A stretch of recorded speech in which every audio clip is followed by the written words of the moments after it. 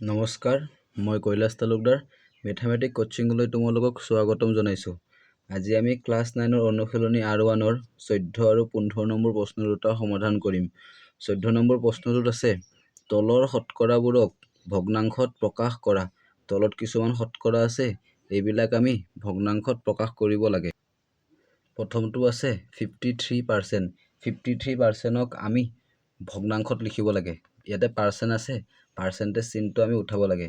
সদায় পাৰ্চেণ্ট চিন উঠাবলৈ হ'লে আমি 100ৰে হৰণ কৰিব লাগে। তলত 100ৰে হৰণ কৰাৰ লগে লগে পাৰ্চেণ্টেজ চিনটো উঠি যাব। এইটো হ'ল। তাৰপিছত 2 নম্বৰটো আছে 50%। 50%ক যদি আমি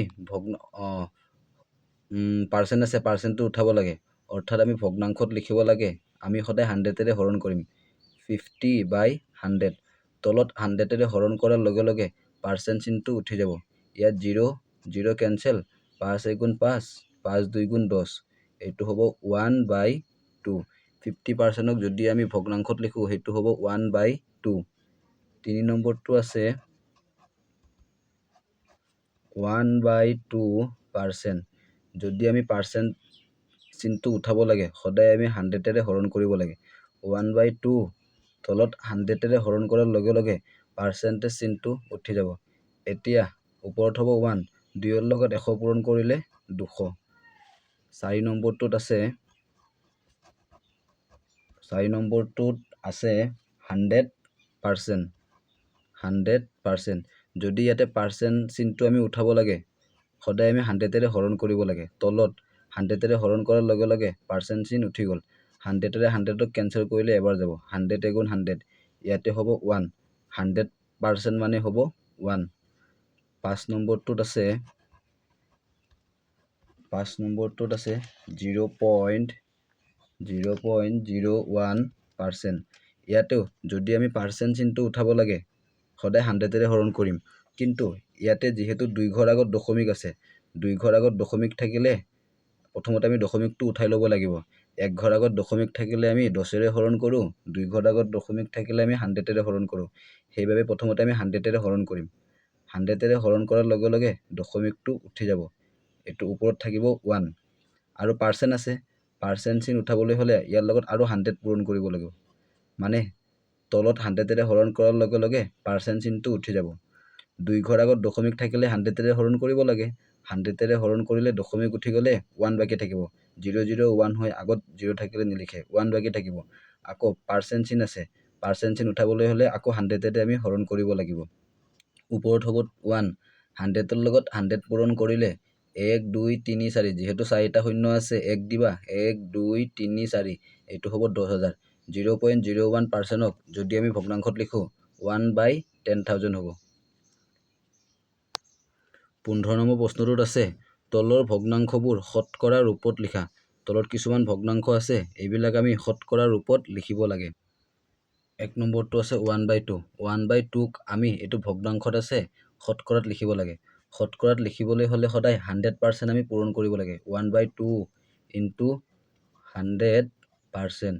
যদি আমি শতকৰাত নিব লাগে, সদায় 100% আমি পূৰণ কৰিব লাগে। এতিয়া 2ৰে যদি আমি 100ক কেঞ্চেল কৰোঁ, 2ৰে 100ক কেঞ্চেল যাব। প্ৰথমতে 10ক কৰোঁ, 2 5 × 10, 2 0 × 0, 50 পূৰণ 1, 50 × 50 হ'ব, লগত পাৰ্চেণ্ট হ'ব। অৰ্থাৎ হাফ মানে হ'ব 50%। 1/2 মানে হ'ব 50%। 2 নম্বৰটোত আছে 1/4। 1/4 ভগ্নাংশত আছে।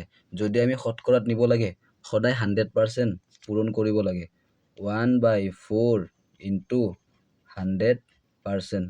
সদায় ভগ্নাংশত নিলে আমি 100% পূৰণ কৰিব লাগে। 4ৰে যদি আমি এইটোক কেঞ্চেল কৰোঁ, 4 2 × 8 হ'ব। 10 হোৱাৰ কাৰণে 2 বাকী। 0ৰ আগত যদি 2 বহে, তেতিয়াহ'লে হ'ব 20। 4 5 × 20, 25 পূৰণ 1, 25 × 25 হ'ব, লগত পাৰ্চেণ্ট থাকিব। 1/4 মানে হ'ব 25%। 3 নম্বৰটোত আছে 3/20। এইটো ভগ্নাংশত আছে। যদি আমি শতকৰাত নিব লাগে, সদায় আমি 100% পূৰণ কৰিব লাগে 3/20 ইনটু 100%। ইয়াতে যদি আমি কেনসেল কৰোঁ 0 0 কেনসেল 2ৰে 10ক কেনসেল কৰিলে 2 5 গুণ 10 হ'ব 3 পূৰণ 5 3 5 গুণ 15 হ'ব লগত পাৰ্চেণ্ট হ'ব অৰ্থাৎ 3/20 মানে হ'ব 15%। এবাৰ আমি 4টো কৰোঁ 4 নম্বৰটোত আছে 42/125। এইটোক যদি আমি শতকৰাত লিখিব লাগে সদায় 100% আমি পূৰণ কৰিব লাগে 42/125 ইনটু 100%। সদায় যদি আমি শতকৰাত লিখিব লাগে সদায় আমি 100% পূৰণ কৰিব লাগে। এতিয়া এইখিনিক যদি আমি কেনসেল কৰোঁ 125 আৰু 100ক যদি আমি কেনসেল কৰোঁ দুয়োটা কেনসেল যাব সহজকে কৰোঁ যদি 5ৰে কৰোঁ 5 2 গুণ 10 12 হোৱাৰ কাৰণে 2 বাকি 5ৰ আগত 2 বহিলে 25 5 5 গুণ 25 এটুকু 5ৰে কেনসেল যাব 5 2 গুণ 10 5 0 গুণ 0 25 আৰু 20 হ'ল 25 আৰু 20ক 5ৰে কেনসেল যাব 5 5 গুণ 25 5 4 গুণ 20 তলত থাকিব তলত 5 আছে 5 হ'ব ওপৰত হ'ব 42 পূৰণ 4 42 পূৰণ 4। এতিয়া এইখিনি আমি পূৰণ কৰোঁ 4 2 গুণ 8 হ'ব 4 4 গুণ 16 হ'ব তলত হ'ব 5 অৰ্থাৎ 42/125ক যদি আমি শতকৰাত লিখোঁ 168/5 লগত পাৰ্চেণ্ট হ'ব ইয়াতো পাৰ্চেণ্ট দিব লাগিব 168/5%। এবাৰ 5 নম্বৰটো আমি কৰোঁ 5 নম্বৰটোত আছে 0.25 0.25ক যদি আমি শতকৰাত লিখিব লাগে সদায় 100% আমি পূৰণ কৰিম 0.25 ইনটু 100%।